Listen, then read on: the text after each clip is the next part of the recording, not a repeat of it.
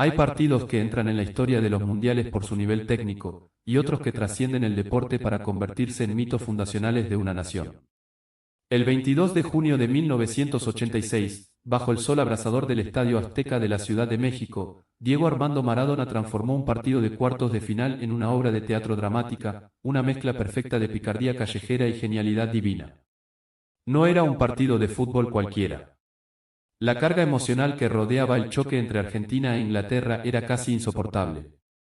Apenas 4 años antes, ambos países se habían enfrentado en la trágica Guerra de Malvinas, y aunque los jugadores insistieran en que no había que mezclar la política con el deporte, el sentimiento de revancha y la memoria de los jóvenes caídos flotaba en el aire caliente de aquella tarde mexicana. El Estadio Azteca estaba colmado por más de 115.000 espectadores. El ambiente era una olla a presión. Durante la primera mitad, el juego fue tenso, trabado, con una marca asfixiante sobre Maradona. Los ingleses sabían perfectamente que detener a Diego era la única posibilidad de clasificar a las semifinales. Argentina proponía pero chocaba contra la sólida defensa británica liderada por Terry Butcher y Terry Fenwick. El primer tiempo terminó empatado sin goles, con una sensación de paridad que solo un genio absoluto podía romper. Pero nadie, absolutamente nadie en el estadio, ni los millones que lo miraban por televisión, podía imaginar que en los primeros 10 minutos del segundo tiempo se escribirían las páginas más contradictorias, hermosas e icónicas de la historia del fútbol mundial. Corría el minuto 51. Diego inició una jugada en diagonal desde 3/4 de cancha, recortando hacia el centro y dejando a varios rivales en el camino. Intentó un pase en profundidad hacia Jorge Valdano, pero el defensor inglés Steve Hash interceptó el balón. En su intento de despejar, Hash pifió el despeje y la pelota salió despedida hacia atrás, en un globo alto y llovido que cayó directo en el área penal de Inglaterra. El arquero Peter Shilton, con sus imponentes 1,85 m de estatura, salió a cortar el balón con toda la ventaja física. Diego Armando Maradona, que medía apenas 1,65 m, saltó con el alma. Elevó su puño izquierdo pegado a su cabeza, anticipando los puños del arquero inglés, y rozó sutilmente la pelota para desviarla al fondo de la red. Fue una fracción de segundo en la que el tiempo pareció detenerse. Shilton y los defensores ingleses corrieron furiosos a protestar al árbitro tunecino Ali Benaseur, señalando que Diego había tocado la pelota con la mano. Pero Diego salió corriendo hacia el banderín del córner celebrando el gol con los puños en alto. El árbitro miró a su asistente búlgaro Bogdan Dochev, quien no vio la infracción, y convalidó el gol. En la conferencia de prensa posterior, con esa picardía única que lo caracterizaba, Maradona acuñó la frase que quedaría grabada en el bronce del fútbol. Dijo que el gol había sido marcado, un poco con la cabeza de Maradona y otro poco con la mano de Dios. Había nacido el mito de la mano de Dios, un gol de potrero puro que representaba la revancha del débil sobre el fuerte usando la astucia. Sin embargo, el destino le tenía reservado a Diego una redención inmediata. Apenas 3 minutos después, en el minuto 54, Maradona recibiría la pelota de Héctor Enrique en su propio campo, un par de metros detrás de la línea central. Lo que siguió a continuación fue la corrida más memorable de todos los tiempos. Diego recibió de espaldas, rodeado por Peter Beardsley y Peter Rey. Con un giro magistral de 360 grados sobre su propio eje, una calecita perfecta, los dejó a ambos pagando en el camino. Arrancó a toda velocidad por la banda derecha, con el jersey número 10 brillando, el balón cosido a su botín izquierdo, iniciando una carrera frenética hacia la inmortalidad.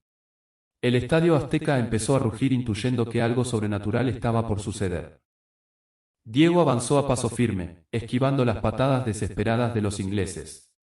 En su camino apareció Terry Butcher, a quien eludió con un enganche sutil hacia adentro sin perder el ritmo.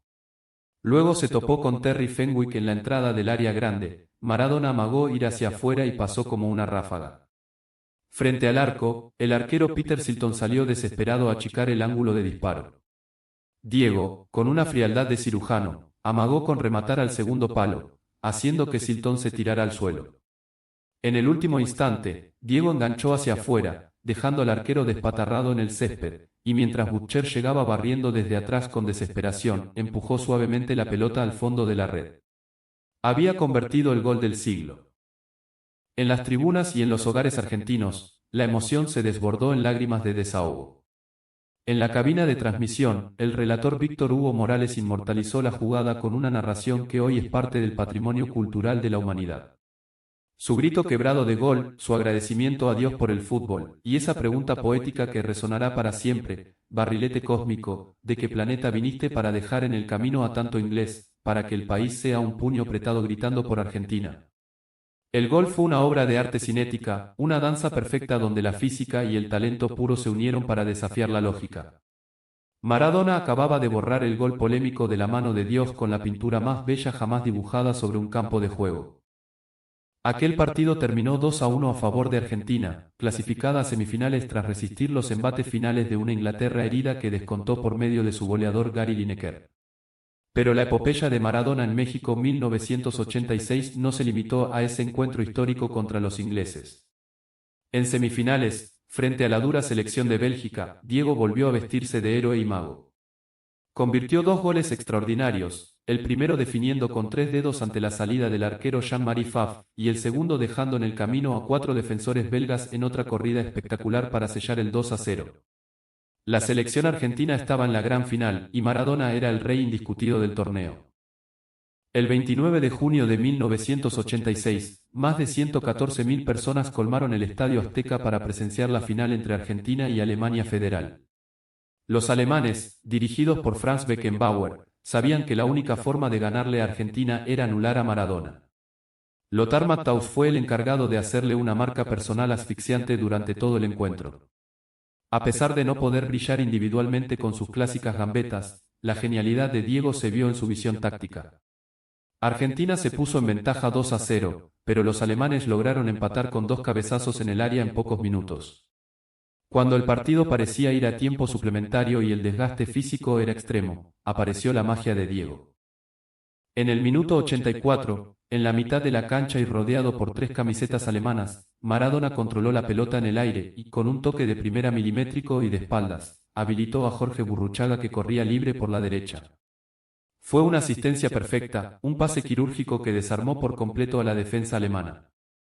Burruchaga corrió con el alma, ingresó al área y definió cruzado ante la salida de Harald Schumacher para decretar el 3-2 definitivo. Minutos después, el árbitro silbó el final y Argentina se consagró campeona del mundo por segunda vez en su historia. Diego Armando Maradona, con la cinta de capitán en el brazo, alzó la Copa del Mundo hacia el cielo mexicano, tocando el cielo con las manos. Las estadísticas de Diego Armando Maradona en aquel Mundial de 1986 son una muestra contundente de su dominio absoluto sobre el juego. En una época de juego rústico y defensores implacables, Diego anotó 5 goles y brindó 5 asistencias en los 7 partidos disputados. Participó directamente en 10 de los 14 goles que convirtió la selección de Carlos Salvador Vilardo para alzarse con el título.